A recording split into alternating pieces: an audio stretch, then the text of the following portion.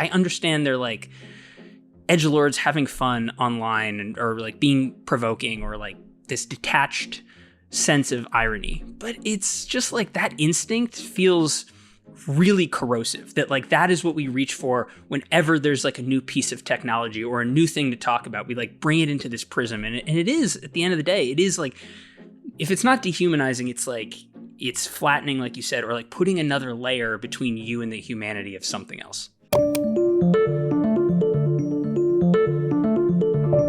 I'm Jon Favreau. And I'm Charlie Warzel. Charlie, welcome back to the show. Thank you for having me. I appreciate it. So for everyone, Max is on vacation this week. Charlie has graciously agreed to fill in as co-host, and we've got plenty to talk about. But before we get to the news, you and I haven't really chatted since Trump and Elon have accelerated America's descent into techno-authoritarianism. As someone else whose job it is to consume the fire hose of news on the internet, how are you handling our new reality? Oh, it's so bad. Just a waking nightmare. It's there's an old tweet by Darren Ravel that's like, this is terrible for our country, but it's tremendous content. And that's just the way that I feel about everything. It's all tremendous content if it were happening in some simulation, but it's reality. And I have this like grand sort of framework for everything, which is like the stupidest possible thing that you see is going to be the thing that you are like faced and have to relive all the time. Like, never bet against the dumbest outcome. And here we are. It does feel very like time is a flat circle kind of thing too, because we've now been talking about Donald Trump since 2015. That's so long ago. And unbelievable. It just keeps getting worse somehow. Like, I noticed that you've left X for Blue Sky. How are you enjoying all that skeeting? Oh, it's wonderful. It's just trading one very normal space for another. I truly. So the reason why I stopped tweeting, so to speak, I still monitor it. I still, like, my account still exists. If you yell at me, I might see it. But I just don't feel like giving content, like free, like literal free words to somebody's service when their like explicit political project is to like destroy like the media, for example. I just feel like there is like there's like a little bit of a stand that I wanted to take there. Blue Sky is a fine alternative. I think like any of these spaces, they like the rules get set kind of early, and being on Blue Sky like too long makes you feel like the world is like actually like moments away from just like it's the credits are like about to roll on like Earth, the experiment. So like I actually find it sometimes like just as psychically painful to scroll through. But at the end of the day, like it's a site that doesn't deprioritize links to the news articles, and like I appreciate that part of it because it like allows me to reach people as a journalist, and it's not like being run by groypers. So yeah, I've gone back and forth on this so many times, and I'm on Blue Sky. I only check it a couple times a week, mainly because I can only pick one microblogging site to be posting on all the time. I can't like split my attention between two different sites like that. And the reason I do hate that I'm on Twitter and helping an Elon company, but I feel like because so many journalists are there and because the reach is still the biggest of all these microblogging sites, I'm thinking as like an organizer or strategist, I feel like I'm going to reach more people there. And then once in a while I can go on Blue Sky and check out what's there. But I have that same feeling when I'm on Blue Sky for too long, which is the intensity and the outrage is so hyped up. Sometimes I go there when I think people aren't freaking out enough on Twitter, and then I'm like, what's everyone on Blue Sky saying? I'm like, all right, everyone's worked up here. Okay, I'm not crazy. The thing is, though, like it gets a lot of shit for that exact reason, and some of that is valid, but it's also an accurate reflection of like how bad things are. Like, things are legitimately really freaking bad, and so it's like it's not one of those situations, I feel like, where it's like, oh, look at this like hysteria. It does not match reality. It's more just like taking in too much of it at once is like psychically so painful that it makes me want to like literally detach and just go in the woods. And like, that's not helping my journalism or, anything like that. So it's I don't know, man. There's no place is good, so to speak, because it's the internet. So on last week's show, we obviously talked about the world's most famous group chat. But here we are a week after the most read story of the year so far, the Trump administration scandal that the vast majority of Americans have heard the most about and disapprove of. And no one has been fired. No one has apologized. No one involved has even acknowledged that it was a mistake to discuss imminent attack, not war plans, on an unsecure channel that included your boss, the editor of The Atlantic, Jeffrey Goldberg. In fact, the main reason Trump was thinking about firing Mike Waltz is because he had Goldberg's number in the phone, because, of course, journalists are the enemy. And the White House said this week that the internal investigation is officially over. Really thorough. Mission accomplished. Mission accomplished. They did it. Which also means that the FBI and DOJ won't be investigating either, because all federal law enforcement are now under direct control of the president. And then I just noticed today, right before we recorded, the Washington Post reports that Mike Waltz was also doing official business, including talking about very sensitive information about foreign policy and battle plans and all the rest on his Gmail. Which is even worse than Signal. Even worse than Signal. How much do you think our collective device-induced ADD is helping these guys get away with what they couldn't figure out how to get away with last time? I feel a bit like somewhere along the line, and I don't know, I think it was genuinely like Trump won, but it may very well have been post January 6th, this idea that like Trump had crossed the biggest red line, like he was sort of like expelled momentarily from public life, like the platforms banned him, and then he was like, well, I don't need any of that. I don't care. I'll make my own, and I'll just sort of, actually start to marinate in the most toxic of all of the stews, right? Like I don't give a shit. And I think that like that, broadly speaking, some of it is the world is the way it is, the device induced, frenetic, like nothing can hold anyone's attention for more than a few minutes, and look, the next episode of Severance is on. Like what, there's too much vying for your time. It's also bad that you just want to tune it out. But I also think that there's just this fundamental and unfortunately sad and true understanding from this administration, which is just like, we don't give a shit.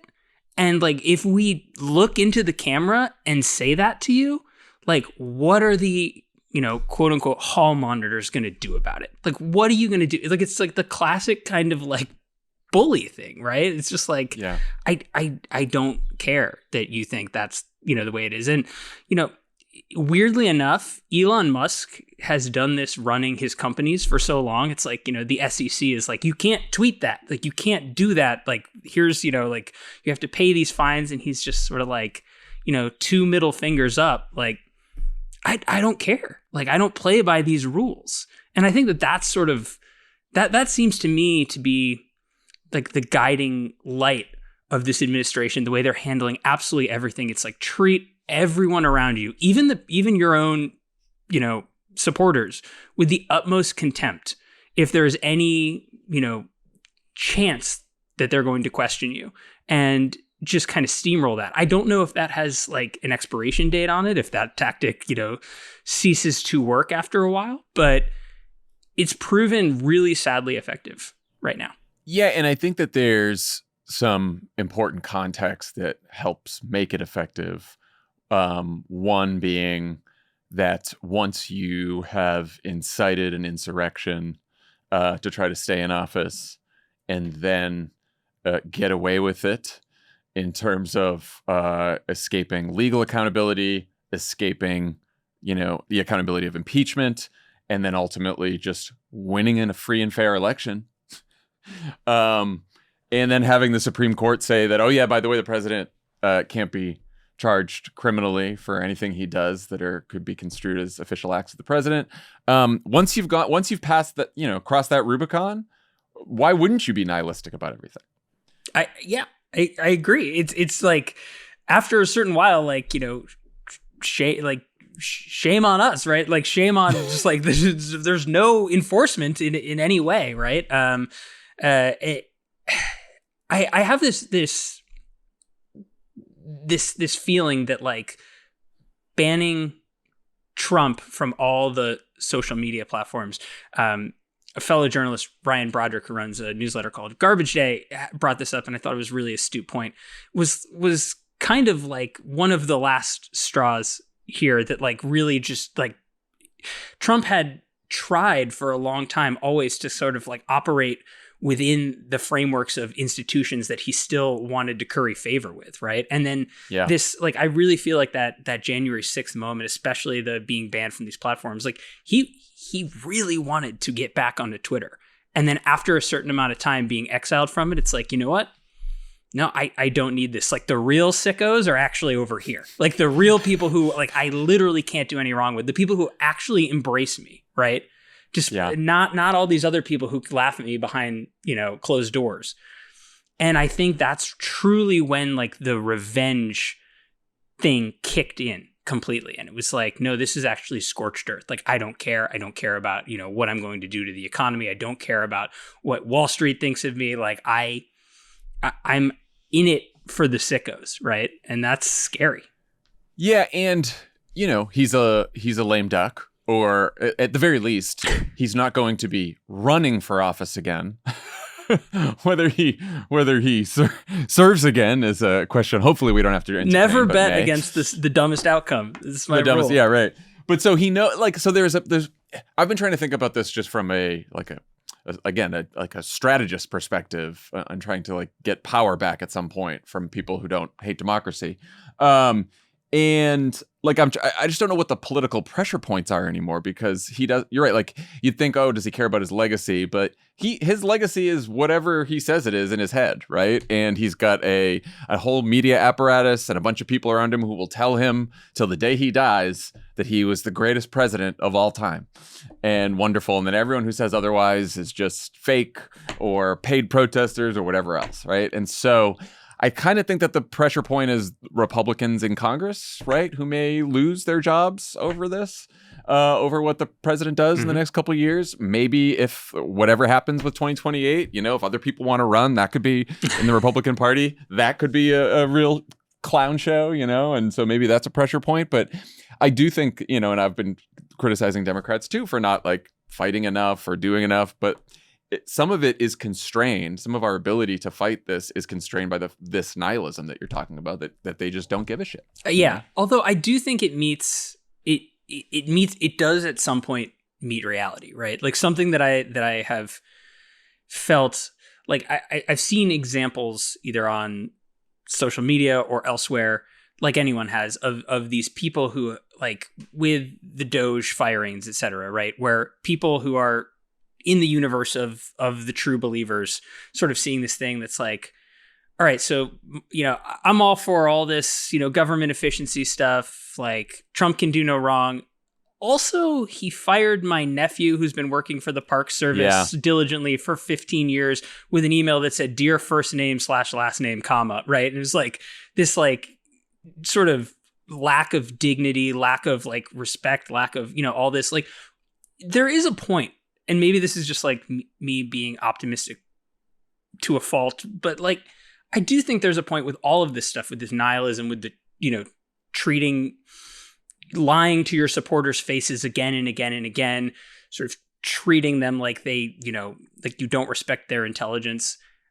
There are moments when all of this stuff that plays really well online, that is like, it's really great propaganda, like does meet, I think, certain parts of reality if it gets extreme enough. And I think that like the firings is one of those examples where it's like, wait, what is going on here, right? I'm not sure if people being kidnapped off the streets in black vans, if that works for that group of supporters. But I definitely think like the firings thing has triggered some like people's, you know, spidey senses tingling, being like, this doesn't seem right. I don't know. I do think that like when I think about that nihilism, I've seen some cracks in that facade as it relates to like, well, wait a minute. The guy from Twitter is like actually doing something that affects like, you know, me in meat space right now. Yeah. And I don't like that. Offline is brought to you by Quince. Vacation season is nearly upon us. This year, I'm treating myself to the luxe upgrades I deserve. I deserve them, John. You do. With Quince's high-quality travel essentials at fair prices, like lightweight shirts and shorts from $30, pants for any occasion, and comfortable lounge sets with premium luggage options and durable duffel bags to carry it all. The best part, all Quince items are priced 50 to 80% less than similar brands. By partnering directly with top factories, Quince cuts out the cost of the middleman and passes the savings on to us. And Quince only works with factories that use safe, ethical, and responsible manufacturing practices and premium fabrics and finishes. Love that. I'm going on spring break. Spring break, woo! With my family. Oh. Because it's Charlie's spring break.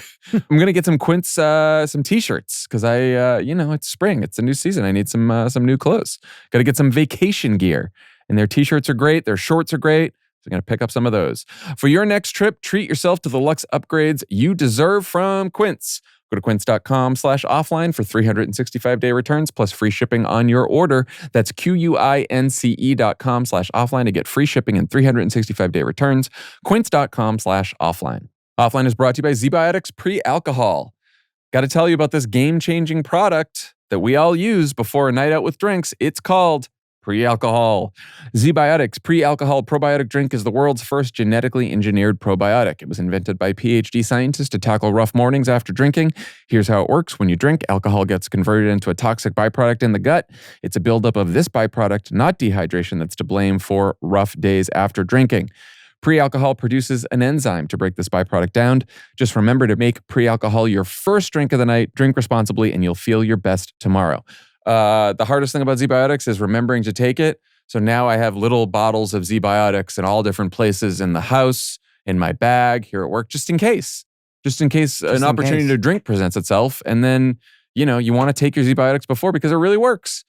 Spring is here, which means more opportunities to celebrate warmer weather. Before drinks on the patio, that tropical vacation, or your best friend's wedding, don't forget your ZBiotics Pre-Alcohol. Drink one before drinking and wake up feeling great the next day. Go to zbiotics.com/offline to learn more and get 15% off your first order when you use offline at checkout.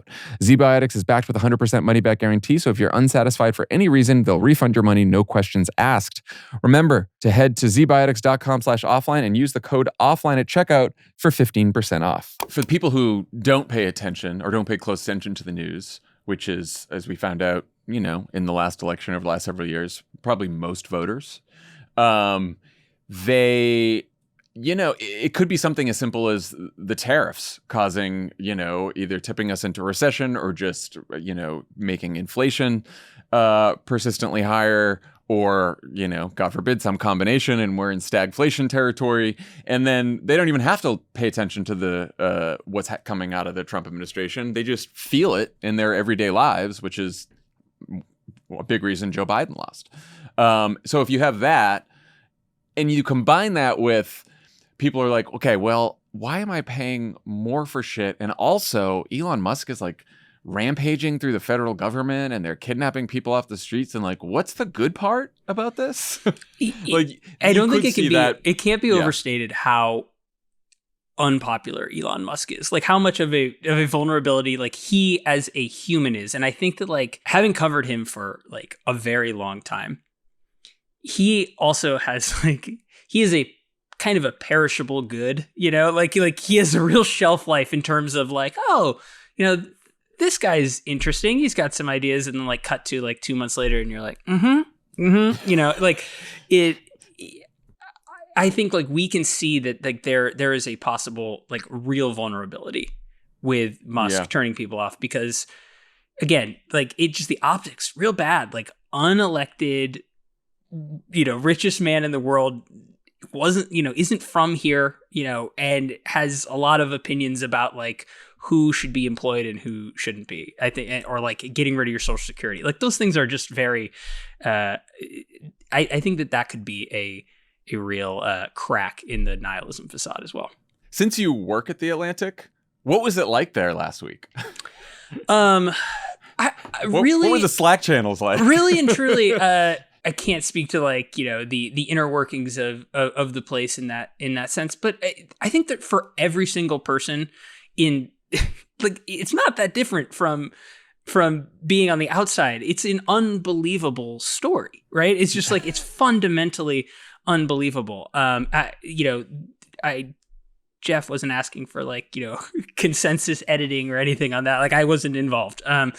But I do think there's a strange thing. I'm sure it's happened to you in your life, where either your organization or you or something are at the center of of a massive, massive story, and yet you still feel like an outsider to it. I think that's very much the vibe, right? It's like, I personally thought it was really like admirable how the whole thing was reported and handled. Not to be like a homer for the publication, but like I just think it's a really, tricky reporting situation to be thrust into without, trying to go after that story. And I think it was handled pretty well, but it was also, just as a person who like comments on the news a lot myself, like there was a need to sort of be at a remove there because there's just so many moving parts. It's a tricky story. So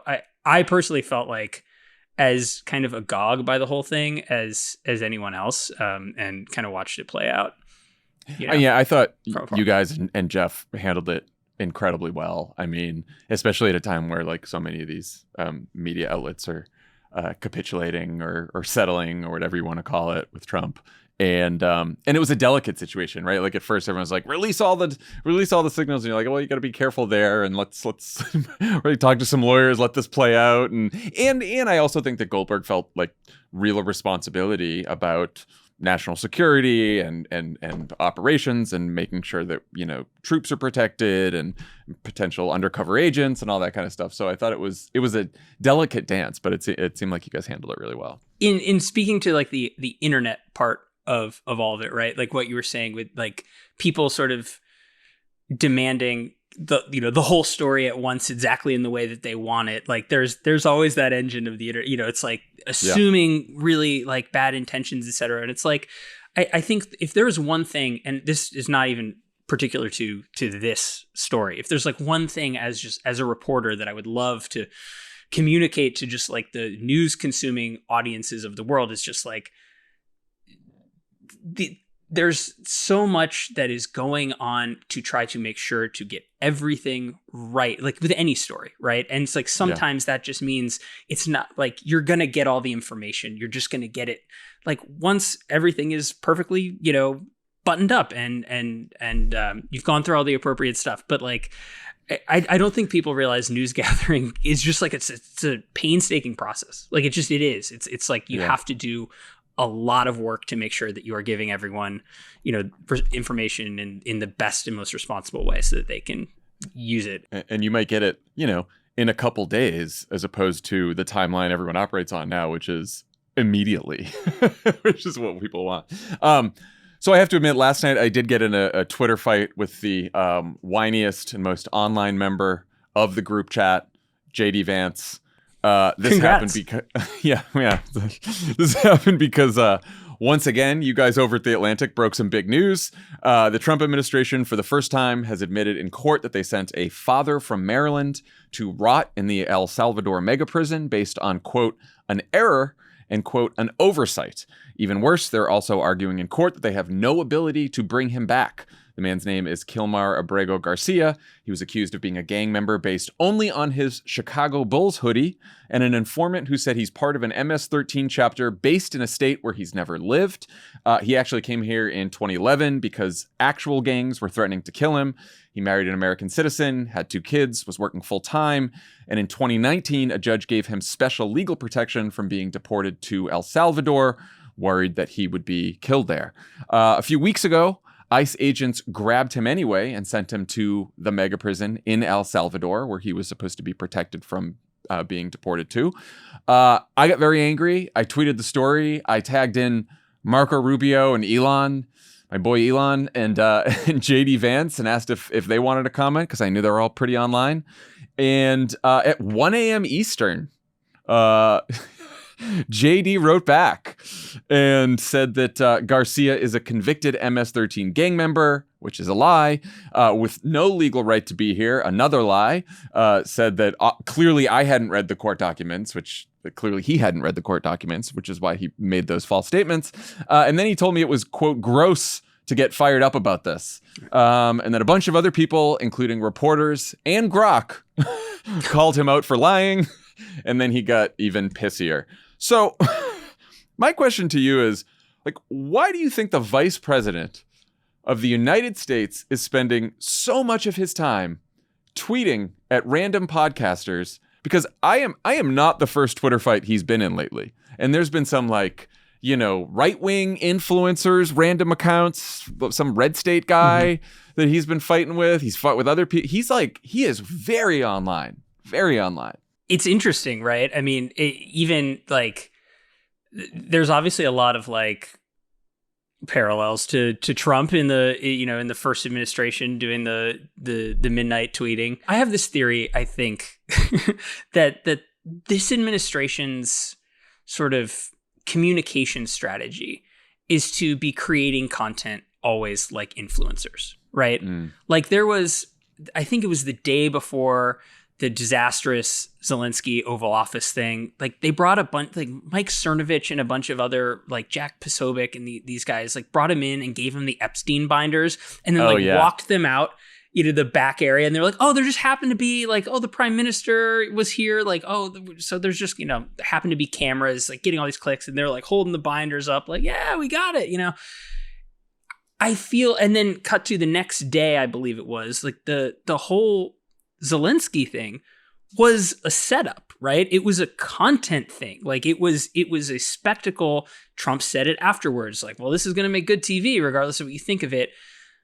I think that this administration really feels like the way to get its message out, the way to sort of keep the base energized, to keep like some support for all of this like genuinely pretty unpopular stuff that they're doing, is to just be feeding as much red meat as possible at all times to their audience in the way that an influencer does, in the way that it's just like you are constantly on board. Joe Rogan is podcasting 15 hours a week, right? For a reason. Like it's keeping the content moving. And I think that that's a little bit of what's going on here. I think there's probably other motivations, right? Like I think that this is probably a way for Vance to try to flex whatever muscles and power he has, right? Like, one of the lessons I think from the group chat was that he was sort of like, I disagree. And everyone was like, we're going to keep going on. It's like it didn't seem like he had a ton of power in that, in that interaction. Doesn't seem like he has just, a ton of power in general in the administration, even compared to someone who's not really in the administration like Musk. So this is, I think getting in Twitter fights is a very visible, highly visible way to LARP vice president, but at the same time, I think it is part of a broader administration goal of like this idea of this, like this shamelessness of that, like the guardrails are off type thing is being constantly messaged, right? Like we are going to bring in Zelensky into the Oval Office and we are going to try to humiliate him. Because like we will do whatever we want to do. And then that is going to be like the content that is projected out wide. I think that that's sort of broadly the strategy. Whether or not like it fits perfectly, him feuding with you at 1 a.m. on Twitter, I don't know. But unfortunately for you, that's what he's doing. I feel like JD Vance in particular has like a very specific millennial poster vibe to him, where he like debate society kind of thing, right? Where he's just like, if he wasn't vice president right now, he'd be doing one of those Jubilee videos. Like he'd be like getting a bunch of Just people, holding up red libs, to flags. debate him.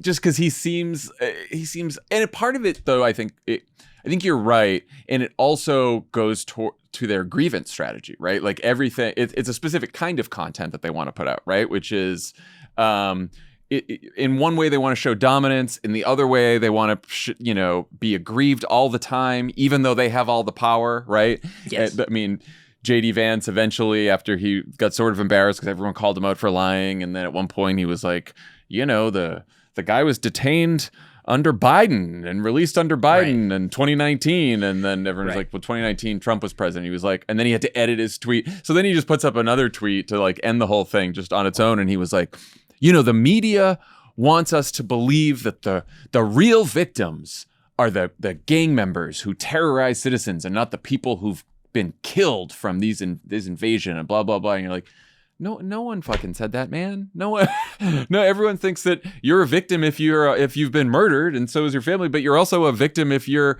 in a prison with no due process and you're innocent. Both people are victims. This is, I mean, it's a total strategy in all of this immigration or mass deportation without due process stuff. Like, it is this idea of trying to pin it on the basically trying to turn everyone into, you love criminals, or you care more about, random Hispanic person than you do about the safety of your country. Like, that whole false binary, that an argument no one's making. I would also say too, there is, whether this is intentional or not, this is what ends up happening. Is like, you started this with talking about the Atlantic article that came out, and this story that is just like positively heinous, and like you were like, it made you enraged for good reason. Like, this thing that like anyone who's not so down the rabbit hole reads and goes, this is fucked up, right?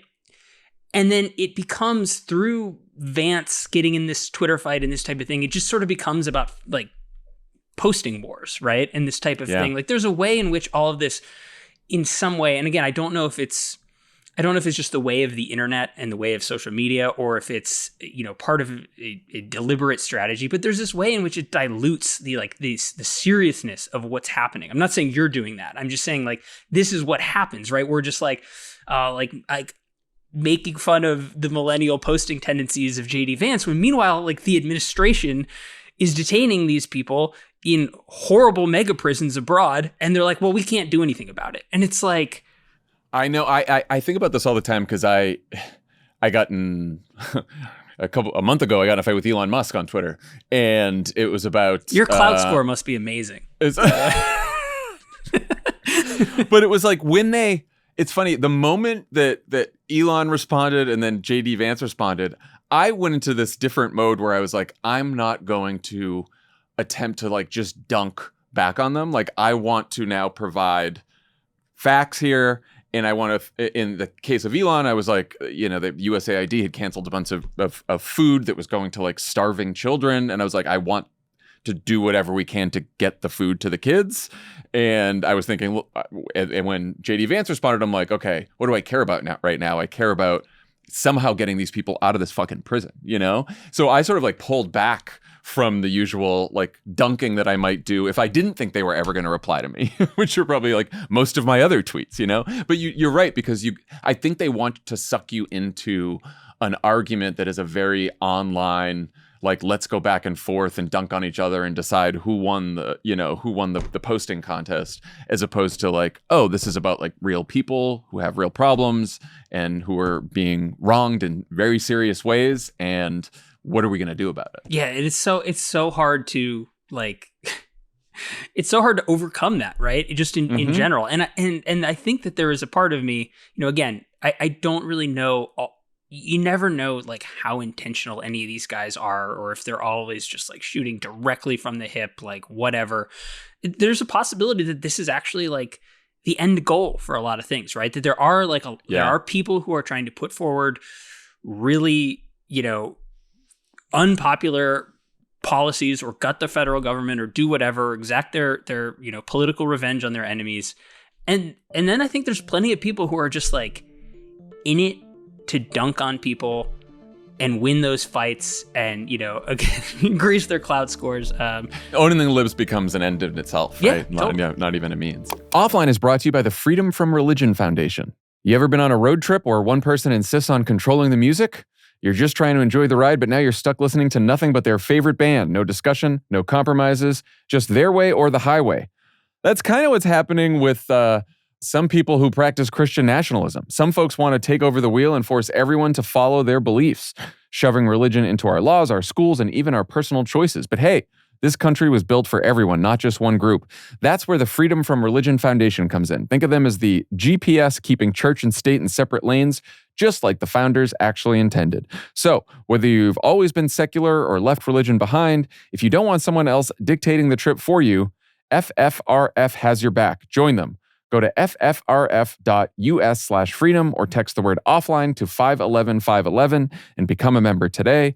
Text offline to 511-511 or go to ffrf.us/freedom, because when it comes to freedom, we all deserve to choose our own route. For membership information, text offline to 511-511. Text fees may apply.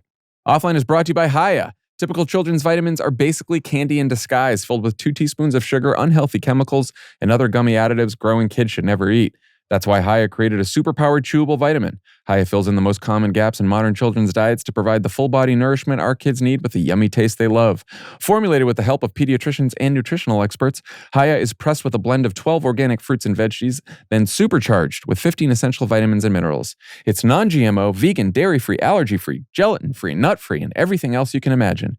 Every single batch is third-party tested for heavy metals and microbiomes in a qualified GMP-compliant lab using scientifically validated testing methods, so you know the product is safe and nutritious.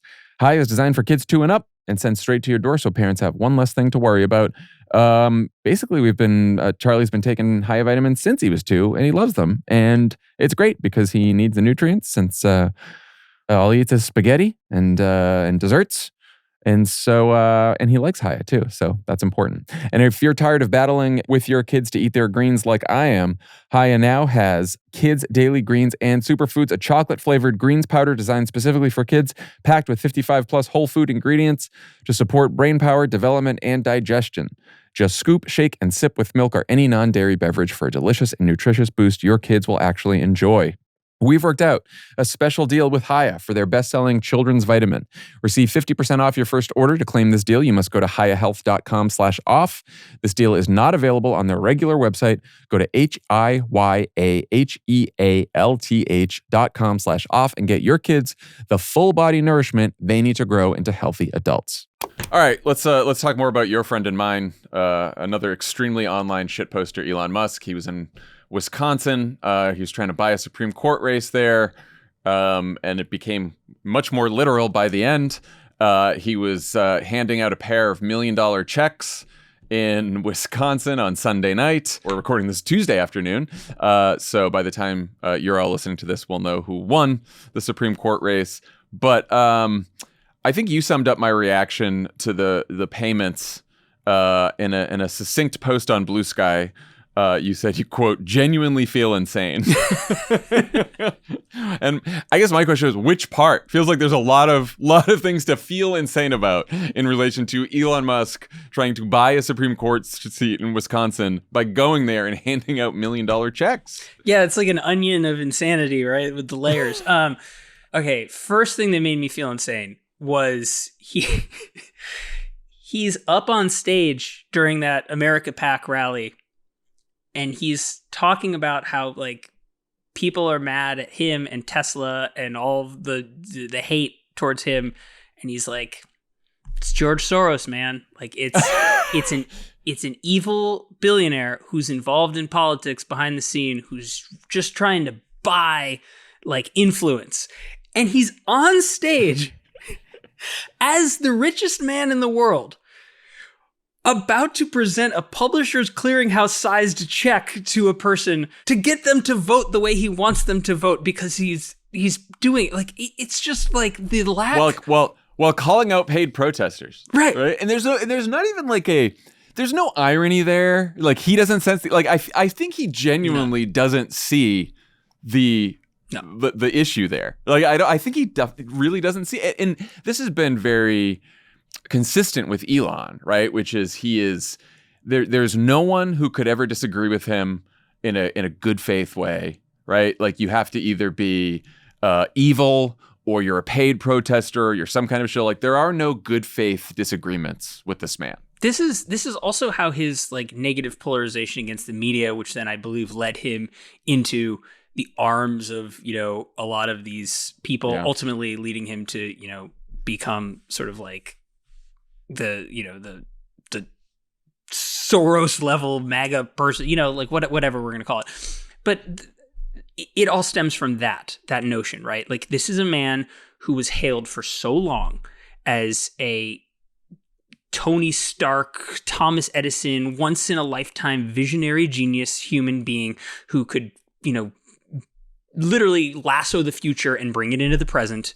And the tech press for a very long time, there's obviously people who wrote negatively about Tesla or whatever, his companies, things like that. But for a long time, it was very, very credulous of everything that he was saying, taking him and his like predictions that we're going to be on Mars by whatever 2025, and we're not, like at face value. But it's just this fawning kind of nature, because that's the tech press kind of until a certain point operated largely that way. It was a kind of like a press release style culture. It wasn't very hard hitting. And then when the tech lash came and when people started really like looking into this and covering in more of an antagonistic way, it became this like, I really, it's not that deep, like he saw it and he said, well, like if they're saying this about me and it's clearly lies because I'm great, then they must be doing this for everything, right? They must, like you hear this a lot in like Silicon Valley, like X publication took something of mine out of context. Can you imagine what other lies are there, right? And sometimes it's an earnest mistake, sometimes it's not. But it's based off of this idea of like, no, certainly I'm not wrong here. Like certainly it's not me. So therefore it must be you, and now you need to be destroyed or whatnot. It's the genesis of, I think, so much of this, just driving him into the arms of, the only people he hasn't alienated yet, which is this MAGA coalition. Right. And it's just so simple that it almost doesn't seem like that is the explanation, but it's an unbelievable ego and narcissism. And that I think you see this, I mean, you've covered this, you see this with just a lot of these tech founders, and Elon is, maybe one of the worst, if not the worst, but there's Zuckerberg's right up there, and they think that they're right. They're not used to being challenged by their employees, and they also used to being like fawned over by all kinds of people telling them they're geniuses and they're solving all the world's problems. And like you said, the press for a while was just kind of going along with it.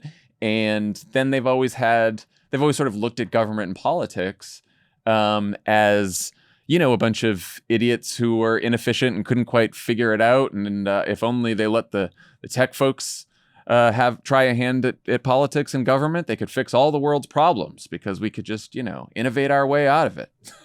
And to be just a little bit like, having covered this for a depressing number of years now, there is like a little bit of like, I can understand where some of these tech people are coming from, right? Like they have built successful companies, right? Like all the sort of fawning praise over Silicon Valley, in the mid-aughts, in the early 2010s, was predicated on this notion of like, there's not a lot of like inspiring engines of American ingenuity and like building stuff, like making stuff people use, like the technology, like export was this real, like, I think signifier of American progress and of like progressive ideals and all this stuff. And they were internalizing all that and basically saying like, like Detroit is not the hub of innovation anymore. It's Silicon Valley. Like we're the ones doing.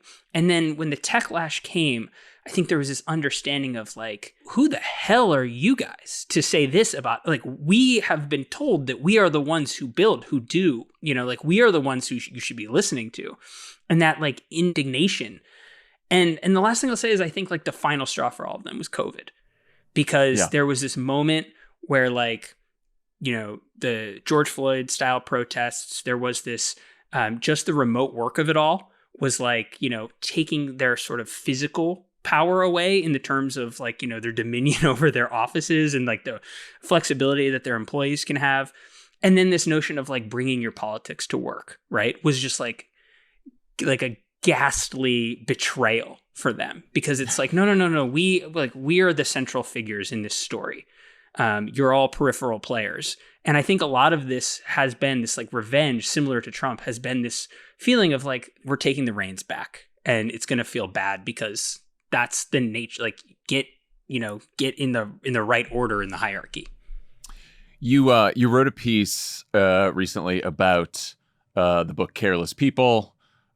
Sarah Wynne Williams, former Meta employee, senior Meta employee. We've talked about the book on this show. We tried to have Sarah on, and then the gag order came from Meta, so we still haven't had that interview. But you came to sort of a conclusion about the book that I shared, which is, a lot of it has been, at least some of the broad strokes had been reported in the past. She obviously adds a lot of texture, especially about Mark and Cheryl and some of the personalities at the top of Facebook and Meta, like more so than I had read anywhere else. But there's something about reading Careless People at this moment that felt almost eerie. And you wrote in the piece, the chaos of the past 2 months, the looming constitutional crises, the firings and rehirings, is what it feels like when a government is run, at least in spirit, like a technology company. Wynne Williams' book isn't prescient. Much of it, as Meta notes, is older news. What's most disorienting about Careless People is that it is packaged as a history of sorts, but its real utility to the reader is as a window into our current moment, a field guide to tech autocracy. It did feel like it. That I was thinking the same thing when I read it, which is this. What it made me think of Zuckerberg is Zuckerberg didn't go through some transformation necessarily. Like this was always this was his personality all along. And I think what Sarah chronicles at least is that he went from not giving a shit about government and politics and not wanting to meet world leaders because he kind of thought like, I don't really need them and who cares? And I'm doing something more important anyway, to then thinking, who the fuck do these people think they are? Trying to regulate me or trying to, get me to behave in a certain way in their countries or with their governments or change my platform in any way that might, help the broader good, because I know what the public good is, right? And I'm Mark Zuckerberg, and who's going to challenge me? And it's like, that seems to be the running theory of how Elon Musk is participating in government, how the JD Vances of the world are, and it fits with Trump's whole style as well. It's a little of that, I think, for certain. Like, or not a little of that. It's a lot of that. And that notion of like, would you just leave me alone while I like save the world? Okay, like just like you don't like like please, like none of this, right? There's an element of that, but I also think that there is this element of like software engineering style, the cliche is move fast and break things, but to sort of like build on that a little, it's more like move fast and we can delete it later, right? Like, and like we're going to push out some code. It's not great, but let's like, we'll get it in the update, like the app update, right? Like this idea that like stuff, it doesn't matter that we're a little bit reckless with this or that we're completely shooting from the hip and making it up, building the plane as we fly, etc. Like that's okay, because like we'll get it on the next iteration of this. And you see in the book, I think chillingly, with what happened with the genocide in Myanmar being like probably like the canonical example of this, is like you can't delete that, like people died, like a regime crumbled, right? Like these things, when they interact with the physical world or, more clearly politics, like these things, there's no undo button right? There's no Control Z or whatever. Like it's so real. And I think it's the thing that they can't grasp. Like it's, to me, the fundamental thing that I see with Elon and like Doge, which is just like, yeah, we're going to get rid of all that code in the social security system because it's old and it's not good or everything. And it's like, yeah, but also like there are people whose livelihoods depend on those checks. And like, if they don't get them for 3 weeks, like you can't necessarily undo some of that damage. Or like, what if you break the whole thing? You know, like there's this feeling there that everything is treated a little bit like code. And in that world, the optimism of it, the, you know, sort of like the techno-utopian part of that is that like there's infinite permutations, infinite abilities to go back, to make things better, to rewrite, you know, your history, to update and revise. But in reality, it's like, no, the reason the government is so slow, sometimes awfully slow, sometimes incorrectly slow, is like the stakes are so fucking high and real people are involved and you can't delete, you know? So yeah, it's frustrating.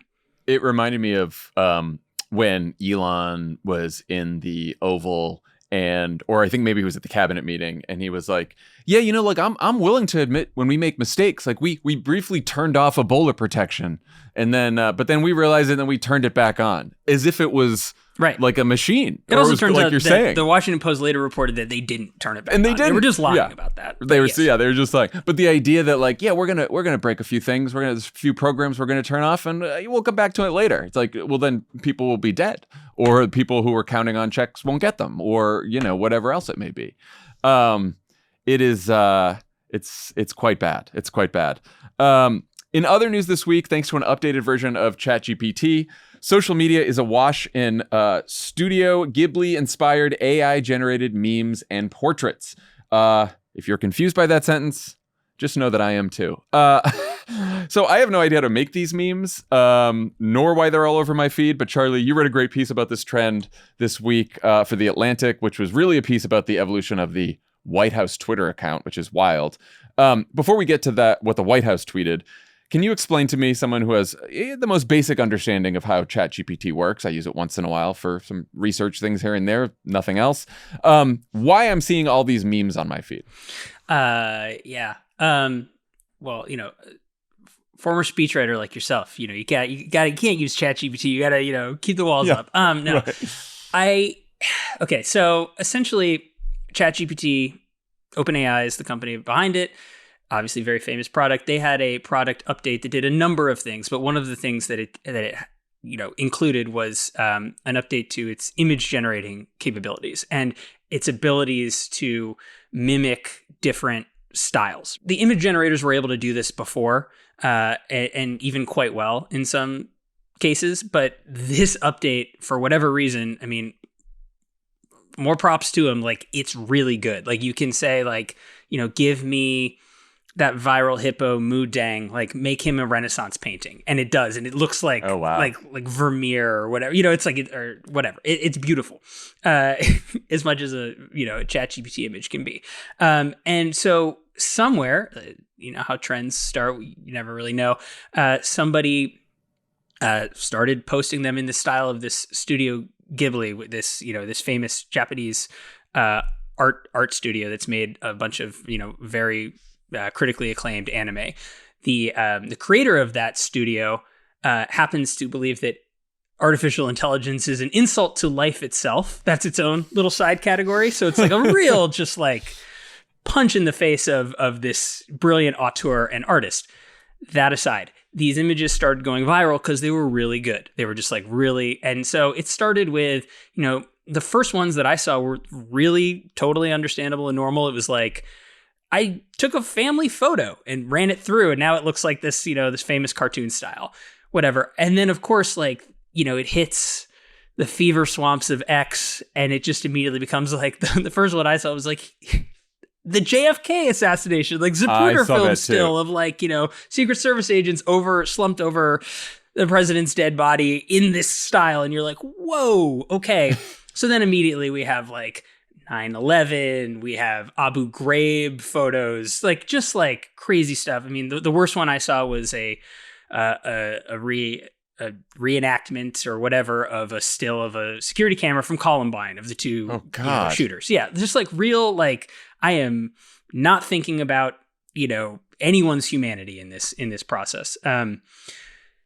Anyway, it went sufficiently viral that like any influencer or content creator, the White House decided to get involved in it in its own way, which it took a photo of a woman being arrested and crying in handcuffs by ICE agents, and ran it through the Studio Ghibli AI thing, and just tweeted it out just like that with no real context.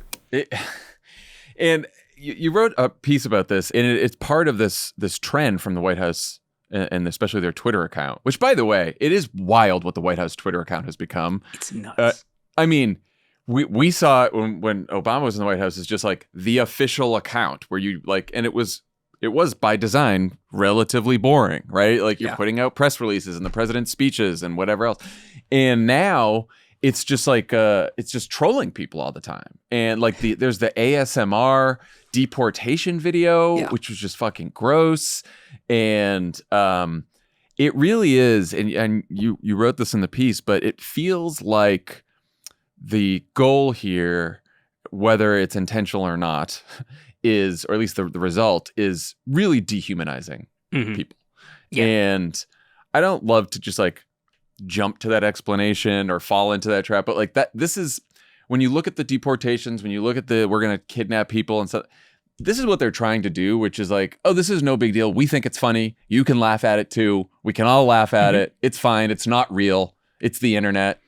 Don't pay too much attention to this. That's how it feels to me. It's not, I think it even goes beyond that. Like truly, it's like these people are, it's almost like these people aren't real, right? Not just like this thing is not real. Yeah. It's like these aren't actual, like the reason why I decided to write this piece was I've been thinking about it for a while, but when I saw that ASMR deportation video thing, like there is a scene in it, it's 41 seconds long, but there's a scene in it where literally they are laying out shackles and it's just the sound of chains hitting the ground, and the way that it is shot and put together is in this way of, it's like, first of all, ASMR videos are like sensual, right? Right. Truly, like there's like a like almost like borderline like erotic thing with like ASMRs, right? Like that's why influencers capitalize on it, all this stuff.